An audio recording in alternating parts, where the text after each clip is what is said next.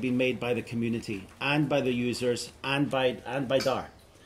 And on October the 3rd, DAR hosted a public hearing at Haena with a massively impressive turnout, a huge turnout, and overwhelming support.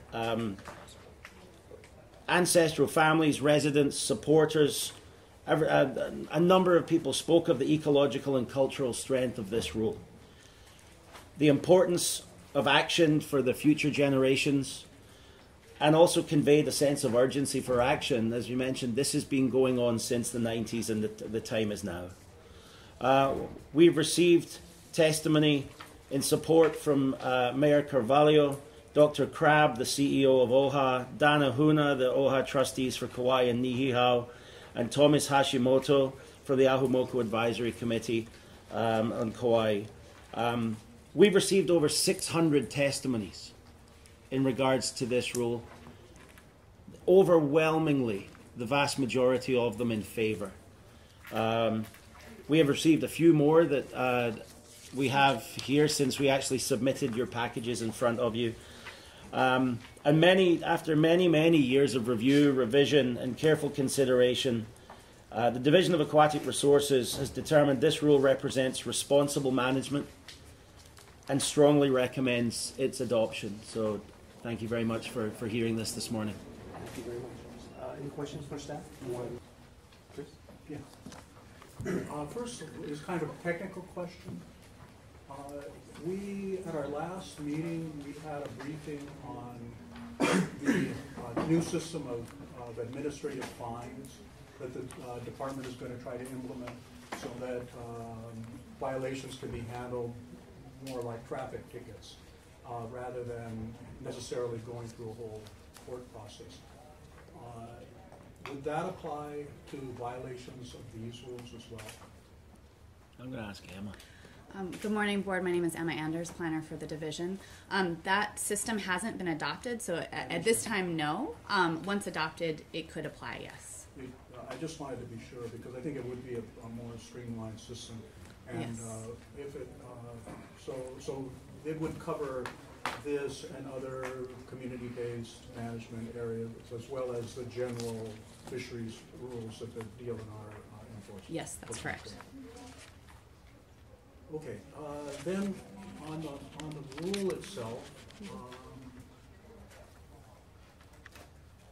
you know, I think what's happened is tremendous. I really appreciate all the work that's gone into this, and it's the kind of thing that I really like to see. There's one area that gives me some concern, and that is the no entry, the Puhonua at Makua, which is a no entry area. It's not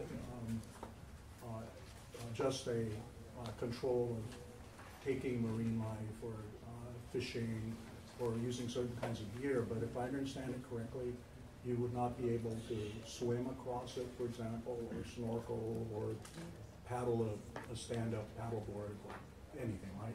As the rule is written, yes, that's correct. Technical, is it actually prevent somebody from casting a line into it? Because it's no take, it would be, yes, because that would be a harvest from that area. It's also it's a complete. There's a separate thing besides the thing that says no entry that says that it's a no take. There's a separate no take for that area. Yeah, it's a no take, no entry within that box that's in the map and the attachments. So if the line was cast into the box, that would be a violation. If you're casting from outside to outside, it would not be. As far as the usage of the area, you know, I've been at Makua a couple of times and snorkeled around. It seemed to me that what's the no entry area encompasses a lot of what is you know, protected by the big fringing reef there, but not still go in and out of the channels on the two sides. Mm-hmm. So I know I asked if you could bring an aerial photo showing the reef, showing the Puhonua, because it's really hard from the maps that we had with our submittals, yes, to get a feeling for how much would be a no entry area. Absolutely. And I apologize. I don't have 9 copies, but I'm happy to ask someone to make some if you'd like. I can pass this over. So that particular map, and actually I have several maps. That one I think is probably the easiest one to see, but this is another one for you to look at while those copies are being made. The copies being made are showed both the depth as well as the boundary of the area. And the reason for the Division of Aquatic Resources, the reason the depth is important is because of concerns of impact to habitat. So it is a really shallow area. And so in that map, though, does show the boundaries with an aerial view. But the reef flat,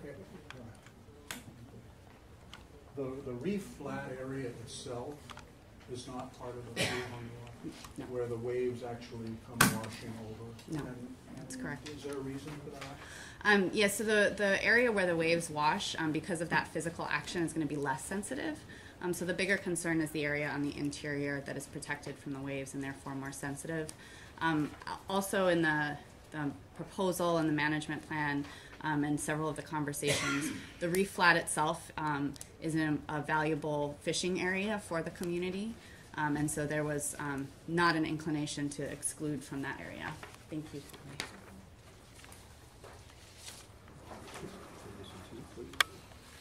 Any further questions? Well, the other question I had is, I know that this is the area in general is a pretty popular snorkeling area. Is there still an area for people to go snorkeling? Yeah, absolutely. So from the 90s through on the 2000s, there's been several use studies that have taken place in that area. And KA, which is just down the road and is adjacent to a public park, is also a very popular snorkeling area. And in fact, the percentage of users, sorry, we have a lot of maps here, the percentage of users who are recreational users at KA that snorkel is actually higher than Makua. So this is a map on this side of the usage. And that's particularly non-extractive use on that map. There's others that have extractive as well. So KA would still be open, and based on the observational human use data we have, is a popular snorkeling area. But what about at Makua itself? Is there, I mean, you can go in, the Puahonua doesn't cover right at the water's edge. No. But is there an area that's protected that you can snorkel in Makua? Well, on the inside of the protected area, as well as on the outside, from what I understand from the use data, the outside is actually also a popular snorkeling and diving area, and it would still be open. Well, and KA, yes, it's a good place to snorkel. And one thing about, I'm just from my own observation, I think KA is quite a bit more dangerous for the really inexperienced snorkeler because of the currents that come out the channel on a copy eye end of KA, and Makua is pretty protected for the kind of person that typically is going snorkeling on Hawaii. So what is the scientific basis for not having people swim through the area or snorkel through the area? So ecologically, the biggest concern, and there's several concerns that have been raised of recreational impacts. For us, I think the biggest would be damage to habitat. And this is a big fat book of papers and studies showing that both snorkelers and divers, especially inexperienced ones, do tend to impact the substrate, particularly in shallow areas. And this area is quite shallow, an average between 1 and 2 meters depth. So that would be the biggest ecological concern. I don't want to totally brush over, people do raise concerns about sunscreen, about tanning oil, and and other water quality issues. Although based on the depth, I would think physical impact would be the biggest concern. Mm-hmm. Well, you were kind enough to send me a number of studies, most of which were, there was one that had been done in Hawaii under a Division of Aquatic Resources grant in some of the marine conservation district areas, and their conclusion was that mostly impact was from the ocean entry. And it may have been you know, a function of the depth of where, of the 4 places where they studied. They felt that there wasn't that much impact once people got into the water, because the more sensitive corals were deeper than the snorkelers would go. And that most of the impact was from where people got in and out, which is not so much an issue here because it's sandy. Do you feel are the conditions here different? I think you hit the nail on the head with the depth concern. As you mentioned, most of the places studied in that paper are quite deep, you know, looking at 5 to 10 to 20 meters in depth, and therefore it is that shallow entry zone. Because this area is much shallower, much more shallow, the concern is again the physical impact. And I think, unfortunately, I couldn't find a published paper, but Kahaluu Bay in Kona would be an area of comparable depth where you see quite significant impacts from recreational users. You have the phenomenon of the bald spot on the top of the coral heads there, and so that would be a concern. Hanauma Bay is, of course, the classic case in Hawaii of recreational overuse, where we saw really significant impacts to the point the city and county took action to greatly limit access in that area, or use rates, not access. Okay, well, that's the questions that I have. Okay. Once again, remind everyone that all points of view are to be acknowledged, and we need to be respectful of each other's points of view, both during the meeting and after the meeting. We all want the same thing, which is what's best for Hawaii. We just disagree on how to get there sometimes, okay? First testifier up, and for those folks that didn't sign up for the testimony, not to worry. After we go through the list, we'll be going through the room, and anyone outside that wants to testify, I would try to keep the testimony to the agenda item. Okay? So, first up, Takami Hashimoto.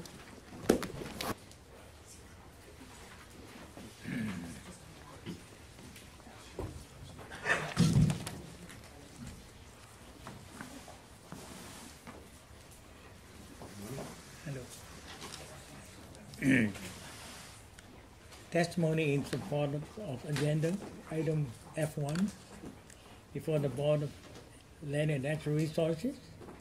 DLNR agenda F1, request for final approval to adopt a new chapter on the Hawaii Administrative Rules as Title 13, Chapter 60.8, Haena Community-Based Subsistence Fishing Area, Kauai, to manage and protect fish stocks and to reaffirm traditional and customary Native Hawaiian subsistence fishing practices within the Aopo'a of Haena. Aloha Chair Isla, members of the Board of Natural Resources. My name is Thomas Hashimoto, and I am the Hamoku Advisory Committee representative of Manoa Kalanipo, the island of Kauai. I am also the Moku representative for Halealea, the Moku on which Haena is located. On behalf of my island, the natural resource and cultural participants in the Aomoku system, we strongly support the adoption of a new chapter on the Hawaii Administrative Rules relating to establishment of Haena community-based subsistence fishing area. Before people came to Hawaii from other lands, Native Hawaiians thrived and sustained their oceans and lands. Our survival depended on how well we took care of our resources. We depended on the ocean to feed us, so we took care of our ocean. Our fish stocks, our limu, our coral, and fresh water needed, so our spawning grounds in the ocean were healthy. However, over the past 200 years, with the arrival of many Western influences over the culture and natural landscape of the coastal area, taking care of our resources became harder. Kauai became major tourist attraction, and commercial fishing interests began competing for use of the ocean area that our Haena Ohana depended upon for subsistence.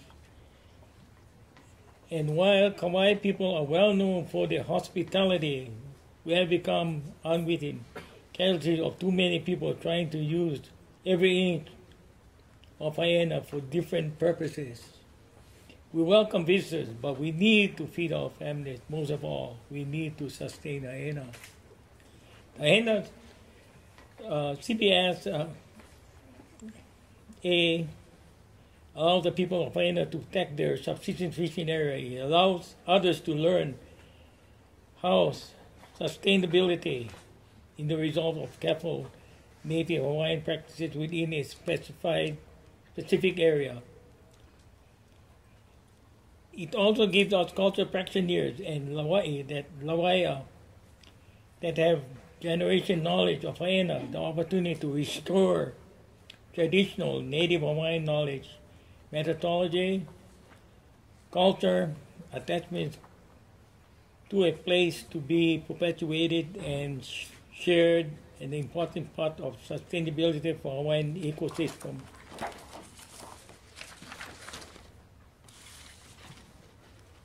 Much discussion within our communities and with DLNR has taken place over the past years.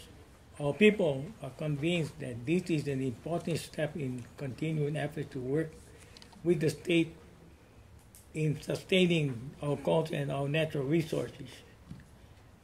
Thank you for the opportunity to give our testimony and support. We urge the DLNR Division of Aquatics to approve the adoption of the new chapter on the Hawaii Administrative Rules relating to establishment of Haena community-based subsistence fishing area. Respectively yours, Thomas Hashimoto Po, Mano Kalani Po, Island of Kauai, Aomoko Advisory Committee. My phone is 808-652-0720. Email Thomas Hashimoto at hotmail.com.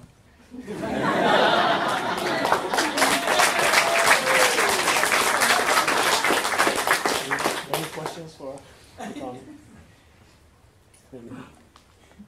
O ka mo'i pa'ea ka mea e no'o ai o nā po'e mai Kauai mai o ia ka po'e e haka ka ana.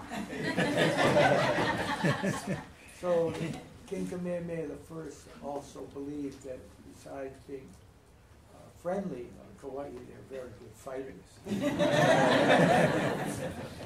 I don't think that was a question. It was at one time. Any other questions? So what I'm going to do is I'm going to read, because some of the folks outside may be signed up, so I'm going to read the next person coming up and the person after that. So next up is Maka'ala, and the person following Maka'ala is Ted. Is that Blake? So get ready, Ted Blake. And then Priscilla Wan. Presley.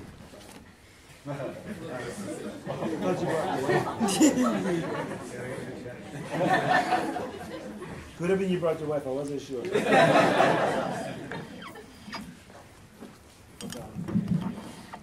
Aloha Chair, board members, mahalo for hearing us. Part of my testimony here today is contained in these binders, and they will be passed out to you now.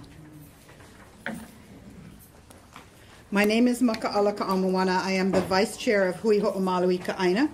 We are a taro root organization founded in the early 1980s by traditional practitioners of Moku Halele'a to address threats and impacts to the natural and cultural resources of Kauai. Founded by farmers and fishermen, weavers and hunters, we seek to provide context for issues related to the ecology of our ahupua'a.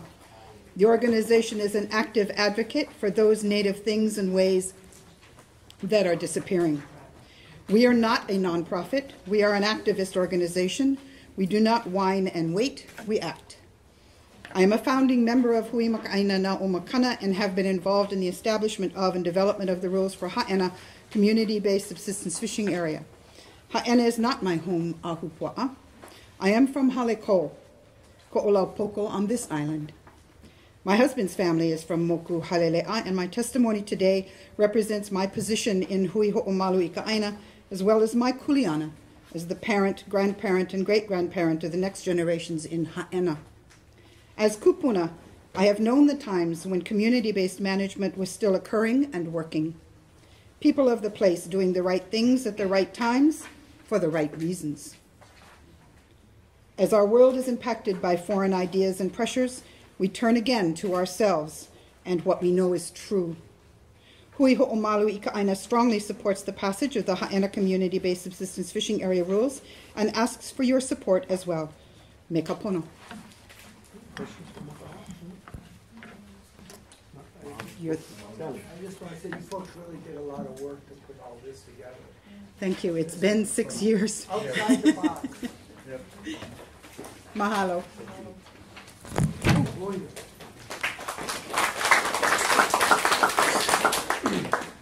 Okay, followed by Presley, followed by Vern.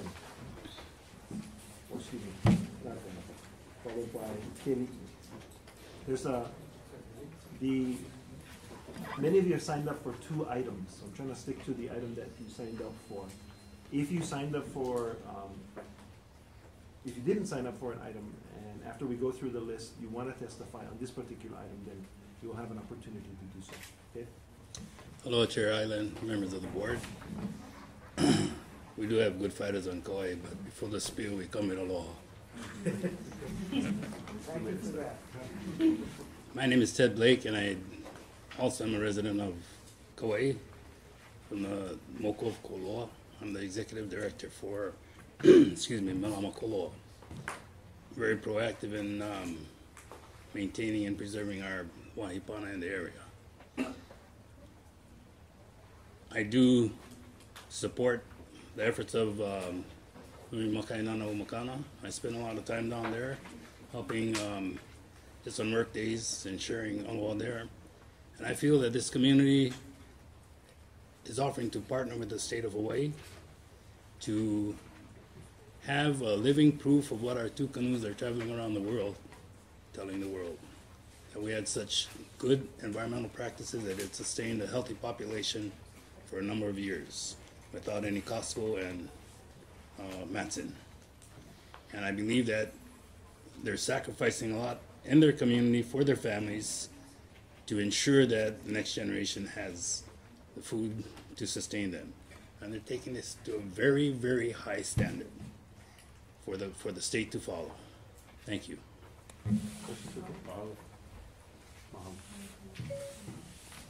Next testifier, Kelly E. Lapai. Oh, I'm sorry. Presley. I'm sorry. This is Presley, then. I checked, it's not Priscilla. I stand corrected.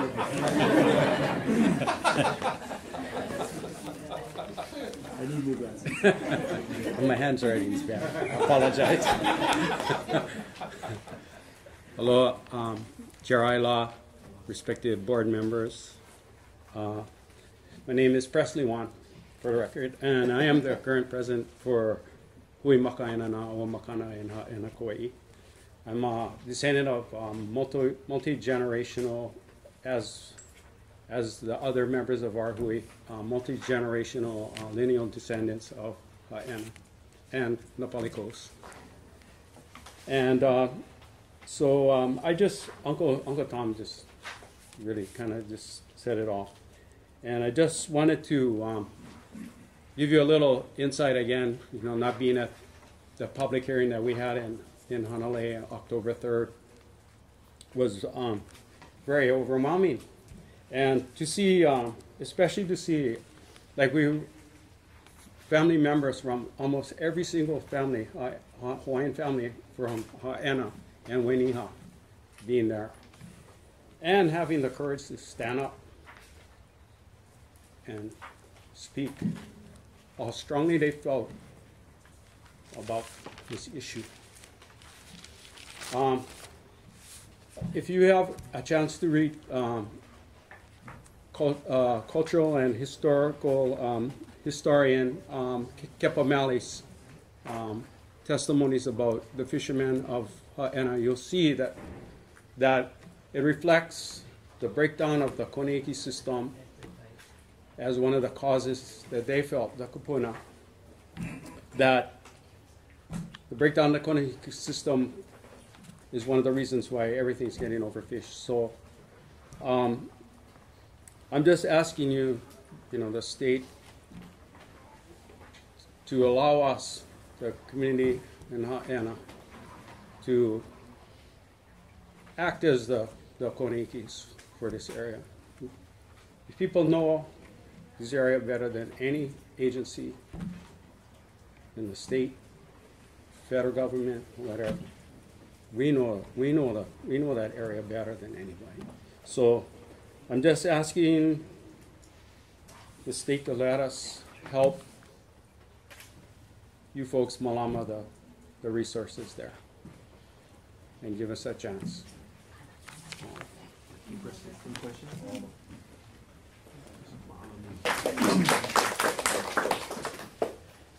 Uncles, unless there's a second Thomas Hashimoto, I'm assuming that somebody signed Uncle Tommy up 2 times.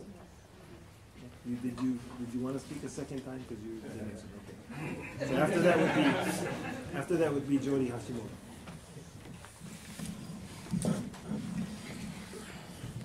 Aloha Chair, Aila, Board. My name is Kelly Alapai from Haena. What a beautiful place. Beautiful place. So lucky to live there. My family from that area, on and on, generations.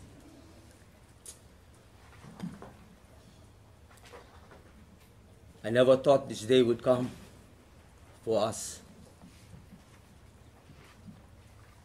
from that area, fighting for what is rightfully for the Hawaiian people. There was something that was taught to us through our livelihood. This is nothing that we needed to go to school to learn. This was just basic living. We survived from the mountain to the ocean. Respectively, we were taught how to take care of our resources, how to share. Nothing else.